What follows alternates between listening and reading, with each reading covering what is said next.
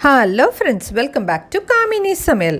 அரிசி இல்லாமல் பூரணம் செய்யாமல் ஈஸியாக கொழுக்கட்டையே செய்ய தெரியாதவங்க கூட சூப்பராக இந்த வருஷம் மெத்துன்னு சாஃப்டாக வெடிப்பு இல்லாமல் சூப்பரான ஒரு கொழுக்கட்டை எப்படி செய்யலான்னு பார்க்கலாமா? இந்த கொழுக்கட்டை செய்யறதுக்கு 1 கப் அளவு கெட்டியான அவல் தாங்க எடுத்திருக்கேன் நான். வெறும் கடாயிலேயே இதை நல்லா வறுத்துக்கணும். வறுக்கிறதுனா நல்லா மொறுன்னு அரிசியை நம்ம வறுத்தா எப்படி இருக்குமோ அதே மாதிரி கொஞ்சம் கோல்டன் ப்ரௌன் கலர் வர்ற அளவுக்கு நல்லா வறுத்து எடுத்து வச்சுக்கோங்க. எந்த கப்பு நீங்கள் யூஸ் பண்ணுறீங்களோ அதையே எல்லாத்துக்கும் அளவாக வச்சுக்கோங்க. இப்போ 1/4 கப்பு அளவுக்கு நம்ம பாசிப்பருப்பு எடுத்திருக்கேன். நல்ல வாசனை வர்ற அளவுக்கு பொன்னிறமாக இந்த பாசிப்பருப்பையும் வறுத்துக்கோங்க. கூடவே ஒரு 4-5 ஏலக்காவையும் சேர்த்து வறுத்துட்டோன்னா நம்ம தனியாக ஏலக்காய் பொடி சேர்க்கணுங்கிற அவசியம் இல்லை. வறுத்து வச்சதெல்லாம் ஆறிட்டுருக்கட்டும். அதுக்குள்ளே ஒரு சாஸ் பேனை அடுப்பில் வச்சிடலாம். அரிசியும் பருப்பும் 1/4 கப்பு இருந்தது. அதே 1/4 கப்பு அளவுக்கு வெல்லம் எடுத்துக்கோங்க. உங்களுடைய இனிப்புக்கு தகுந்த மாதிரி வெல்லத்தை நீங்கள் கூட்டவோ குறைக்கவோ செஞ்சுக்கலாம். எடுக்கணும்னு அவசியம் இல்லை. ஜஸ்ட்டு தண்ணியில் இந்த வெல்லம் கட்டியெல்லாம் இல்லாமல் கரைஞ்சாவே போதும். ஒரு கொதி வந்ததுக்கப்புறம் அடுப்பை நீங்கள் ஆஃப் பண்ணிடலாம். கொதிச்ச வெல்லம் ஆறுற வரைக்கும் எடுத்து வச்சுருங்க. ஏற்கனவே நம்ம ஆற வச்சுருந்தா அவளும் பாசிப்பருப்பையும் மிக்சியில் கொரன்னு அரைச்சி எடுத்துக்கோங்க.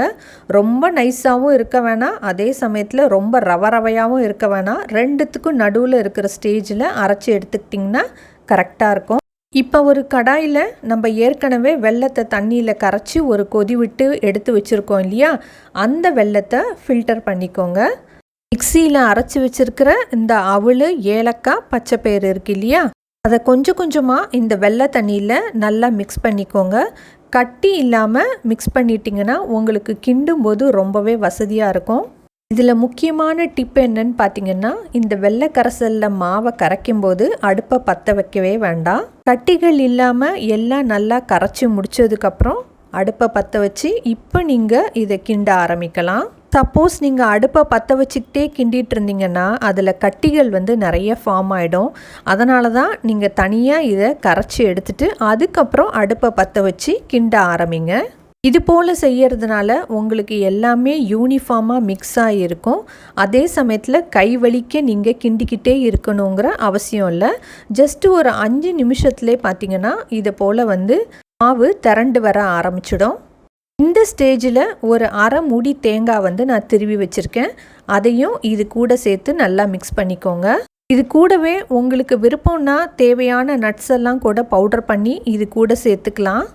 கடைசியாக ஒரு 2 ஸ்பூன் அளவுக்கு நெய் மட்டும் இதில் சேர்த்தா போதுங்க.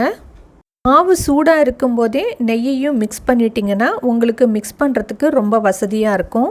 இப்போ கொழுக்கட்டை மாவும் சரி பூரணம் ரெண்டுமே ஒரே சமயத்தில் 2 in 1 ரெடி ஆகிடுச்சு. கையில் தொட்டு பாருங்கள், ஒட்டாமல் அழகாக இதை போல் உருட்டை வந்துச்சுன்னா கரெக்டான ஸ்டேஜுன்னு சொல்லி அர்த்தம்.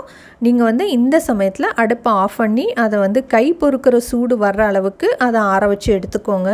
பிகினர்ஸ்லாம் இருக்கீங்கன்னா உங்களுக்கு கரெக்டாக அந்த கொழுக்கட்டை ஷேப்பு வராது இல்லையா, அதுக்காக உங்களுக்கு என்ன விருப்பமோ அந்த அச்சு நீங்கள் வாங்கி வச்சுக்கிட்டிங்கன்னா சுலபமாக நீங்கள் கொழுக்கட்டையை செஞ்சிடலாம்.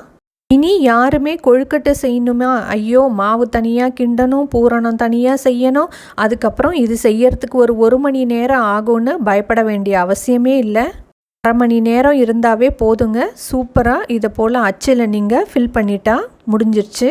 அச்சில் நீங்கள் மாவு ஃபில் பண்ணுறதுக்கு முன்னாடி கொஞ்சம் நெய்யோ இல்லை நல்லெண்ணெய்யோ தடவிட்டிங்கன்னா உங்களுக்கு அதில் ஒட்டாமல் வரும்.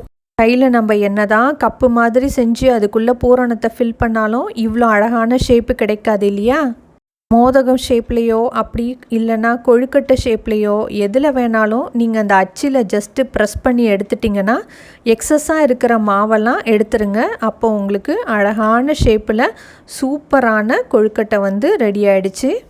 இதே போல் எல்லா மாவுலையும் அச்சில் நீங்கள் ஃபில் பண்ணி ரெடி பண்ணி எடுத்து வச்சுக்கோங்க. இப்போ இட்லி பானை அப்படி இல்லைன்னா ஸ்டீமர் உங்ககிட்ட எது இருக்கோ அதில் துணியை நல்லா பரப்பி வச்சுட்டு வேக வச்சிட்டிங்கன்னா அவ்வளோதாங்க. சூப்பரான சுவையான அரிசி இல்லாமல் பூரணம் செய்யாமல் 1/2 மணி நேரத்தில் கொழுக்கட்டை ரெடி ஆகிடுச்சு. இதை கட் பண்ணால் அவ்வளோ சாஃப்டாக டேஸ்டியாக எந்தவித விரிசலும் இல்லாமல் 12 மணி நேரம் வரைக்கும் சாஃப்டாக இருக்கும். ட்ரை பண்ணி பாருங்கள். இந்த வீடியோ பிடிச்சிருந்தா நம்ம சேனலை சப்ஸ்கிரைப் பண்ணிவிட்டு லைக் பட்டனையும் தட்டிடுங்க. I'm grateful, oh yeah, able, oh yeah, I'm stable, oh yeah, no